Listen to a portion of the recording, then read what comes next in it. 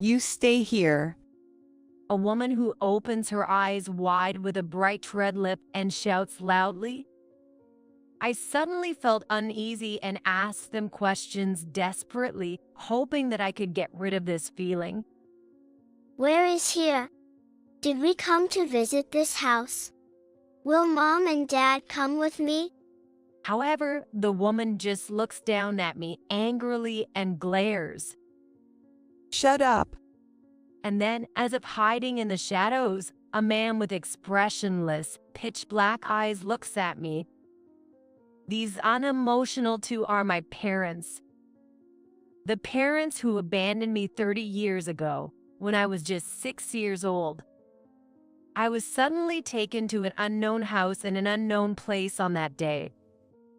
Just minutes before, I was elated about my first outing with my parents. When I rang the doorbell, my mom turned her back as if to flee and headed towards the car. I'm being left behind, I realized instantly and clung desperately to my mom's arm. Wait. I'm coming with you. But she shook me off as if I were something dirty. My mom did not even glance at me as I struggled, unable to stand up on the road, and she got into the car and drove away. The smell of the car's exhaust gas intensely stung my nose. Trying to stand up to chase the car, it was difficult even to get up, as I was born with only one leg. While I struggled to stand, the car quickly disappeared from my sight. With my arms and legs shaking with fear, I couldn't move. Breathing is difficult, and I feel suffocated. I want to go home. Where am I? This is my last memory with my parents when I was 6 years old. 30 years have passed since then, and I haven't seen my parents. I don't intend to see them. Now, protecting this life is my top priority. I can do anything to protect our family's peaceful life, and I will be happy enough to forget about that day. My name is Clara. I was born without a right leg, but I've managed to live happily for 36 years. I've been able to work in a job I love, and my days are very fulfilling. All of this is thanks to my grandpa. I don't feel thankful to my parents at all, because they abandoned me. My mom, who called me a monster. I don't remember much from my childhood, but one memory that sometimes surfaces is the sight of my mom's back. Inside our house, perhaps in a dimly lit room by the window, with bright red curtains slightly swaying in the breeze, I was collapsed on the floor. Thirsty, I had tried to go to the faucet to drink some water and lost my balance and fell. As I collapsed, my cane rolled away. Back then, I still couldn't attach my prosthetic leg by myself, so when at home, I moved around balancing with a cane. With not much strength in my arms yet, I couldn't stand up and wanted to reach for my cane, so I called out to my mom for help. However, she turned her back and didn't even look at my outstretched hand, desperately seeking help. It was unbearable for my mom that her daughter wasn't like other children. At that time, I thought it was my fault that I wasn't loved. My dad was hardly ever at home, so my memories of him are even less than those of my mom. Sometimes, when he was home, he acted as if I were invisible. Even if I was struggling to go up the stairs or reach the faucet, he would just walk past me or sit watching TV in the living room. He was indifferent to me, and when I drew a picture of him and said, "Look, I drew Daddy," he would just respond, "Okay." When I asked him, "Let's eat together," he just said, "Okay." It was always just okay. I have no memory of making eye contact. In my memories, my dad's eyes are always pitch black. I think the indifference of my dad like that must have influenced my mom's feelings towards me as well. Under such indifferent parents, as I was ignored outright and with elementary school on the horizon, one day my mom said, Clara, we're going out today. I hadn't attended kindergarten or daycare, and outings were minimal, so the three of us had never gone out together. We're going far, so take this. My mom handed me a bag with a few clothes in it. Until then, my mom didn't even take me to the park because she was worried about my appearance. So when I was told we were going out, my heart was racing and I was excited about where we were going. Where are we going? I asked, but my parents didn't answer. However, I was so absorbed in the changing scenery outside the car window that I didn't mind. From the back seat, I couldn't see my parents' faces, but I remember the unkempt beard on my dad's chin visible through the rearview mirror. I don't know how long we drove, but eventually the car stopped. Time to get out. When the door opened and I got out, there was an old house. Goodbye. Suddenly feeling anxious, I rapidly asked her, Isn't Mom coming with me? Dad, where are we? Are Mom and Dad going somewhere? but as usual, my dad avoided my gaze. Everything has been arranged. That's all she said. When I rang the doorbell of the house, my parents got into the car and left before the person inside could come out, leaving me behind. I stood there dumbfounded, watching my parents' car drive away, unable to comprehend what was happening to me. Where is this place? Whose house is this? Why was I brought here? Overwhelmed by anxiety, fear, and a sense of loss, I couldn't even think when I heard the click of the front door opening. Well, hello. Who might this be? The face that appeared was familiar. It was my grandpa.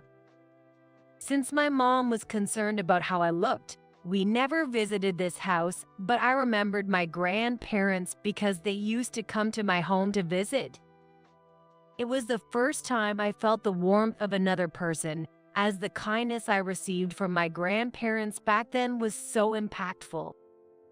I vividly remember feeling that there was someone who cherished me so dearly. Clara, what's wrong? Where are your mom and dad?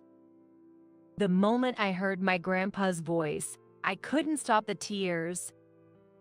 Sensing something, he gently embraced me. With the warmth of his hands, I was finally able to express my feelings. Mom, she drove off somewhere in the car. I want to go home. It hurts. Then my sad-looking grandpa hugged me tightly and stroked my head. Clara, it's still cold outside. Let's go inside. He gently took my hand and invited me into the house. The warmth emanating from my grandpa's large hands at that moment is something I haven't forgotten to this day. It's okay, my grandpa said, as if reassuring himself as well. My grandpa offered me a warm drink. I remember feeling my core warm up and the tension in my whole body gradually easing away. "Is this all your luggage?" he asked, which made me wonder briefly if I couldn't go home. However, in the warmth of the house and the gentle voices of my grandparents, I gradually calmed down, and I fell asleep between them stroking my forehead, sleeping well into the next day. From that day on, I began living with my grandparents. A few days later, I overheard my grandpa talking on the phone. Are you still her mother after all? His unusually raised voice startled me. After hanging up, he said to my grandma, if Clara knew she was abandoned by her parents, she'd be so sad. Hearing the sadness in his voice, I quietly went into the room they had prepared for me. Although I had suspected it, it was then that I truly realized I had been abandoned by my parents. From then on, wrapped in the kindness of my grandparents, I gradually began to forget the sadness of being abandoned. Warm meals, kind words, and a warm room made me feel truly happy for the first time. My grandparents cherished me deeply and even supported me through college. They attended every school event, proudly watching me strive and enjoy myself with kind smiles as if it were their own joy. High school and college were a bit far from my grandparents' home, and although they were over 60, whenever I said, "You don't have to push yourselves," they always insisted, "We want to see Clara. We want to be there."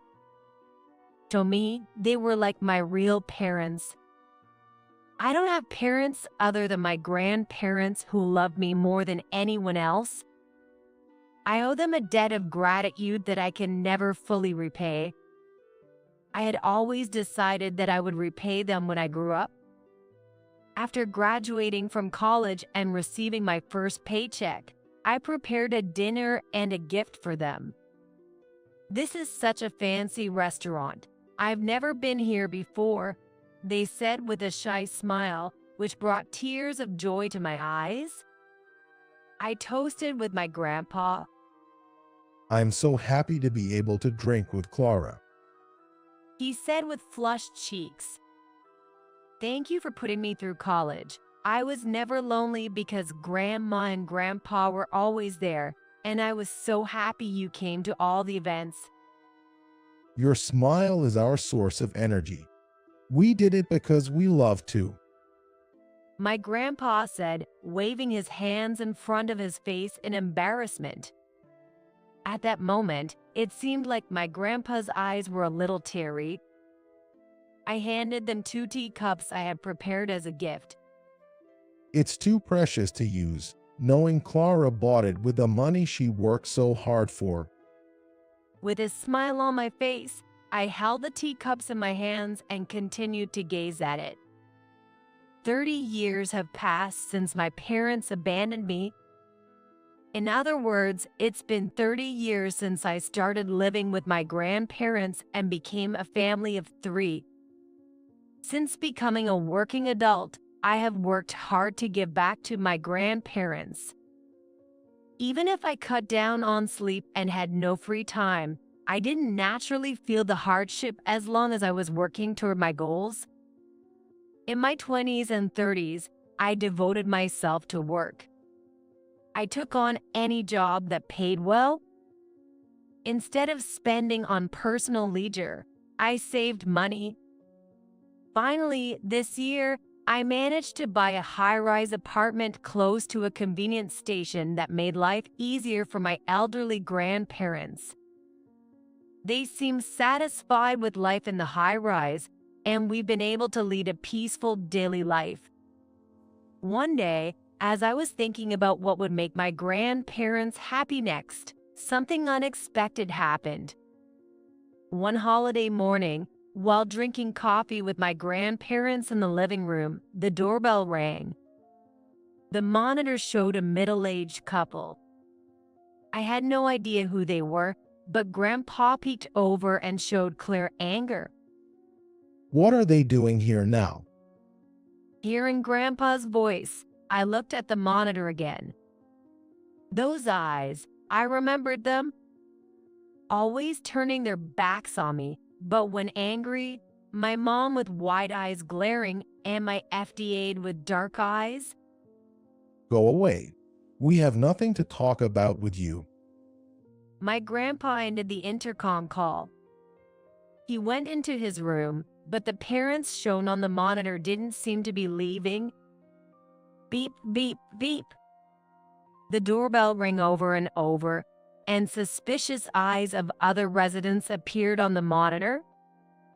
Thinking it would bother the other residents, I decided to handle it myself.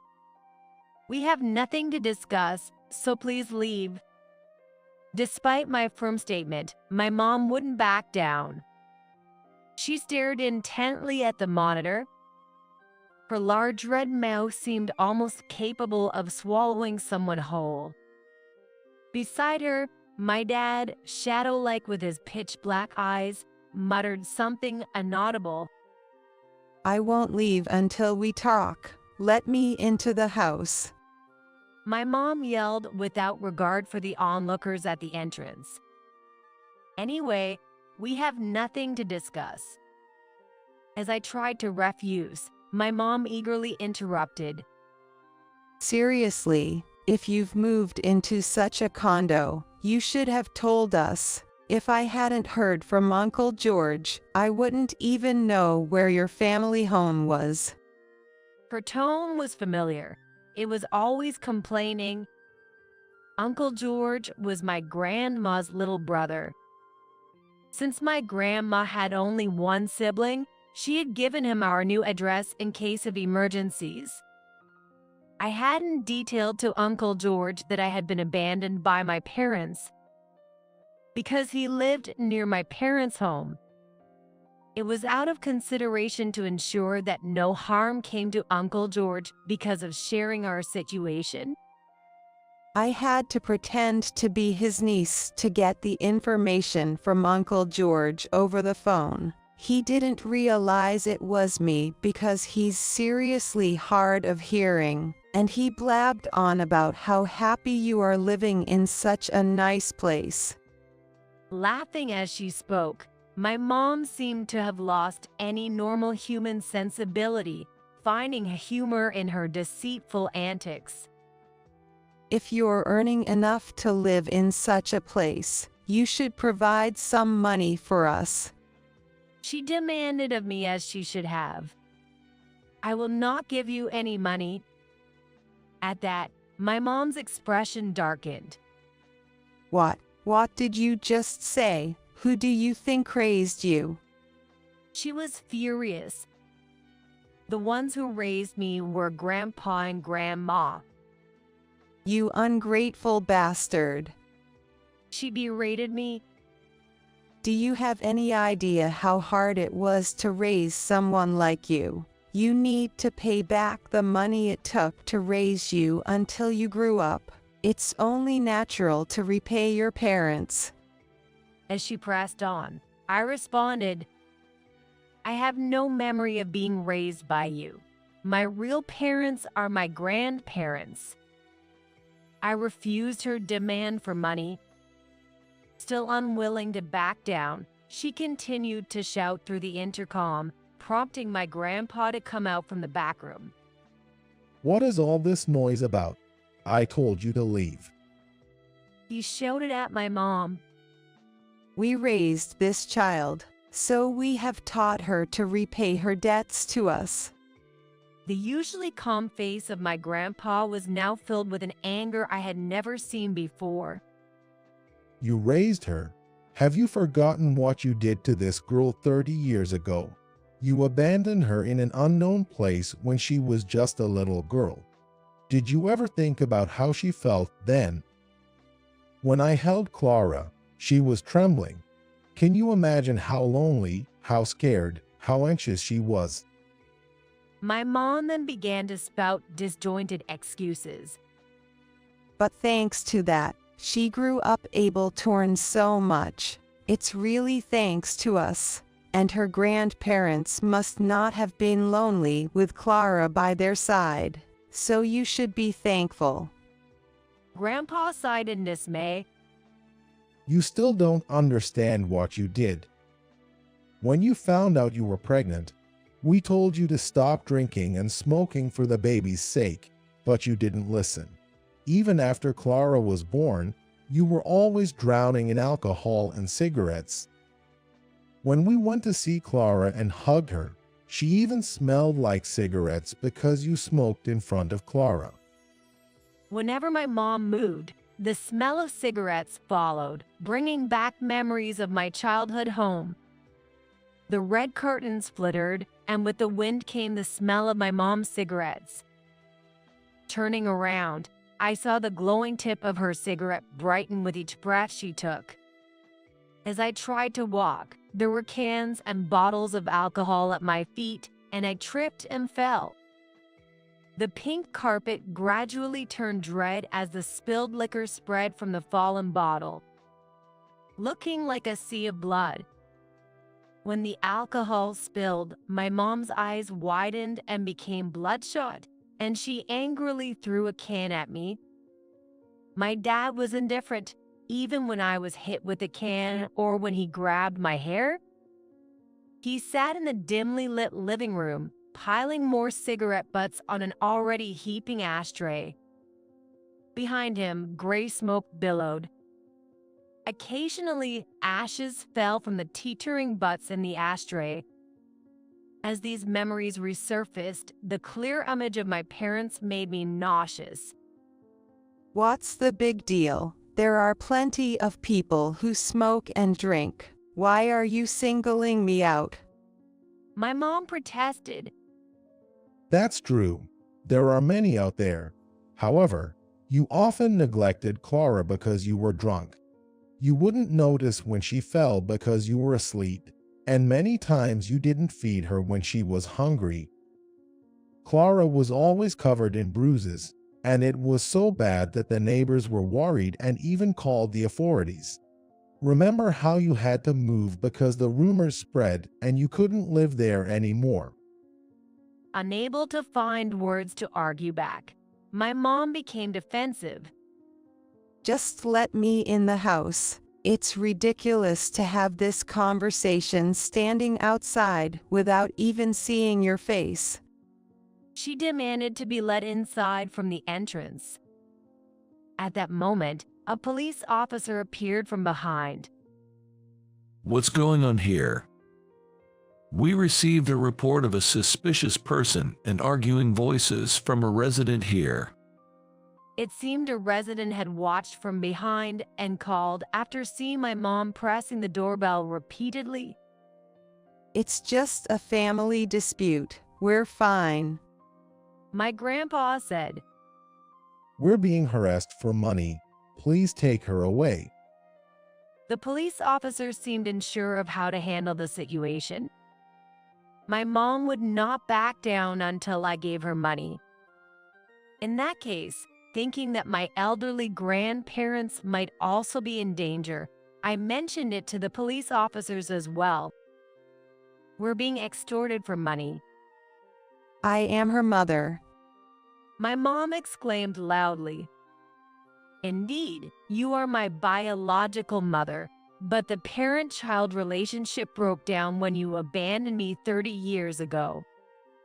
We told her to go home because it would disturb other residents.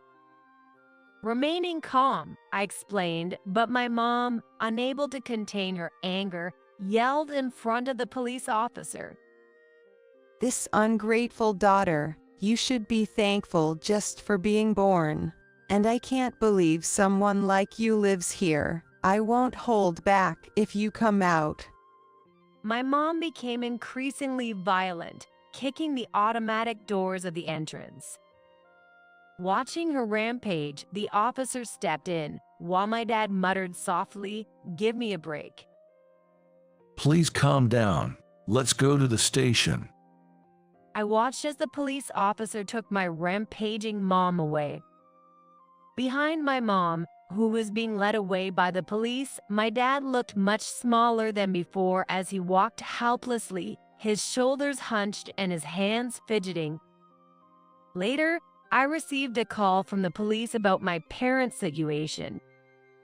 After abandoning me, my parents had tried to start an online store, but it ended in a major failure since my dad had only ever worked office jobs and my mom despised working.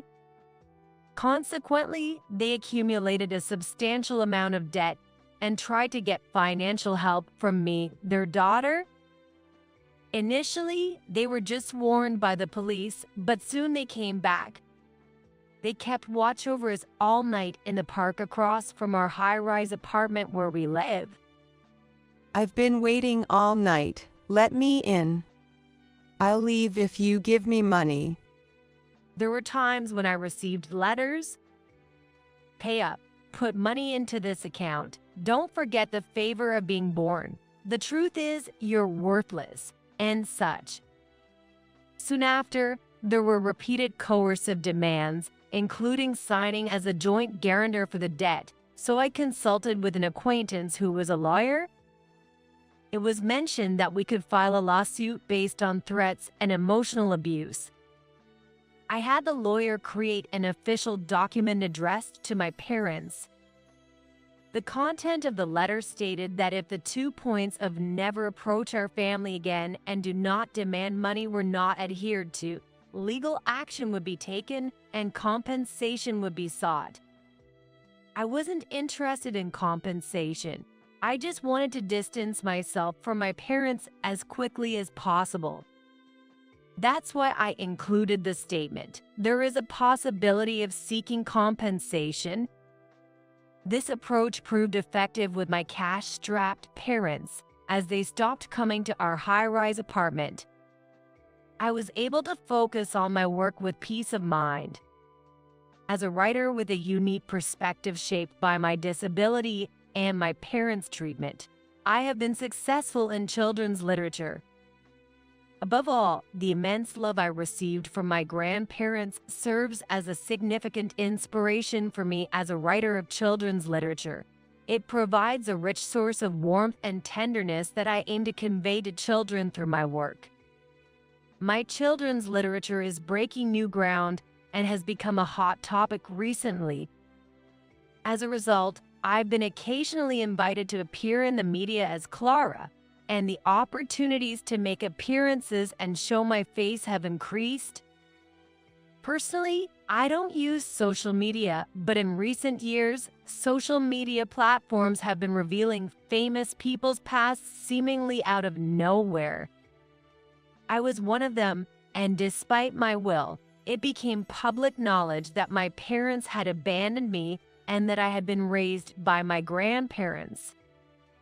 While I had been able to come to terms with the past events as part of my history, it seemed that recent revelations had sparked substantial criticism towards my parents from the public, which I hadn't anticipated. My parents, burdened with a large amount of debt, worked tirelessly day and night to repay it, living a life akin to hell. However, since their workplace was local, it didn't take long for the fact that they were my parents to become widely known. The public scrutiny regarding my upbringing was significant, and my parents felt marginalized at work, where they were often viewed with suspicion and worked under a cloud of discomfort. Eventually, the employer found it difficult to keep them on into public perception and managed to push them into resignation by citing various reasons. My parents, feeling completely trapped, came to visit me again. However, I was unaware of their visit because they were stopped by the security guard at the entrance of my high-rise apartment. Like me, my parents had become quite famous to the extent that they were immediately recognized as my parents wherever they went. That's why they were stopped as soon as they were recognized. The mom apparently exclaimed, "What's wrong with a mother coming to see her daughter?" But she was promptly cut off by the security guard, who firmly stated, "There's no need to let them through." Actually, in response to the previous incident, I had informed the security company in advance that there's no need to let my parents through even if they come. This is because I want to avoid any danger to my elderly grandparents. Now, with no worries about my parents approaching, we live very securely and peacefully. Since then, my parents couldn't live in places where they were recognized, so they disappeared to lands where nobody knew them.